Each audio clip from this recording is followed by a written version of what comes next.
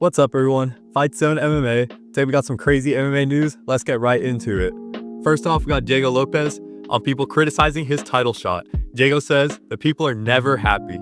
If they give it to Volkanovski, fans are going to say he never finishes anyone. If they give it to Lerone Murphy, fans are going to say he beat a guy outside the UFC. And if they give it to Diego Lopes, which they did, fans are going to say he only beat the number 10 guy. Diego says if you want to complain, take it up with the UFC. I just accept fights via the UFC 325 media day. First of all, Diego's title shot completely fraudulent. Beat the number 10 guy. Yeah, he did that, but that's also his only wins is his last Volkanovski fight, and he showed no improvements against John Silva. That makes me think that he could beat Volkanovski.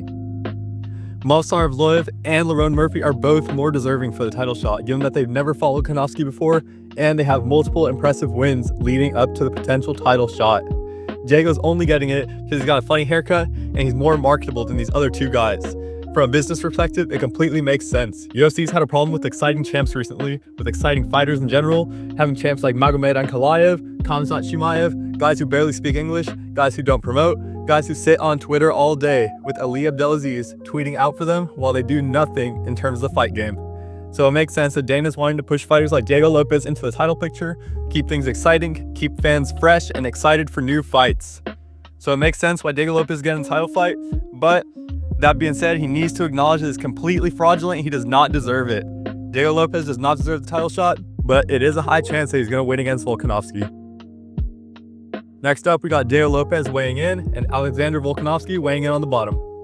Volkanovski looks terrible. Volkanovski looks like he's on death's door. He looks like they just reanimated him in the back. It looks like the doctors had to perform a reanimation ritual on him to bring him out. He looks like he's been through World War II, World War I, Cold War, Vietnam War, Korean War, all the wars.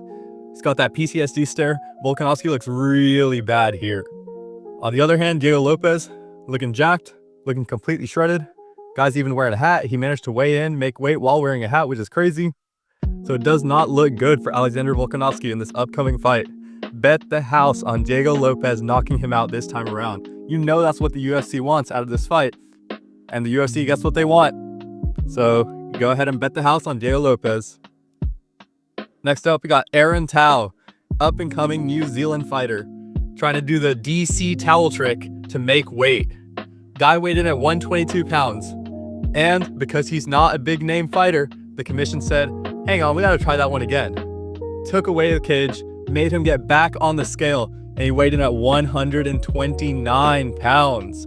4 pounds over the limit, which led to his fight being canceled. Rookie mistake from Aaron Tao. You're not a high profile fighter, bro, so you can't be pulling off weight cheating and towel tricks like DC or Khabib. You need to be a high level fighter in order to get away with this kind of thing, because Dana is not going to save you if you're not selling a big fight. Finally, we got Tai Tuivasa making weight at 265 pounds. He fights this Saturday as well.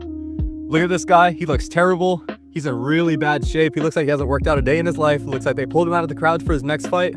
He's on a 4-fight losing streak as well, so you know things are not looking good for his career. He's showing up for the check clearly. As you can see how he's smiling. He's flexing on the scale. Flexing what though? You can't really see much.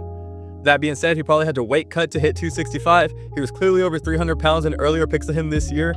So it's not looking good for him either. I predict Tai Tuivasa is going to be knocked out again or dominated again because his striking is poor. His only redeeming quality is that he can hit a nice shoey. So we'll have to see if he can get that shoey this weekend. He might hit it even if he loses because his marketability is going to go down otherwise. And then we got Dan Ige. Dan Ige says, apparently I can't wear red shorts for my upcoming fight. Red is not an approved color for USA fighters. Anyway, that's going to do it for today. Like, comment, subscribe, Fight Zone MMA, and I'll see you in the next one.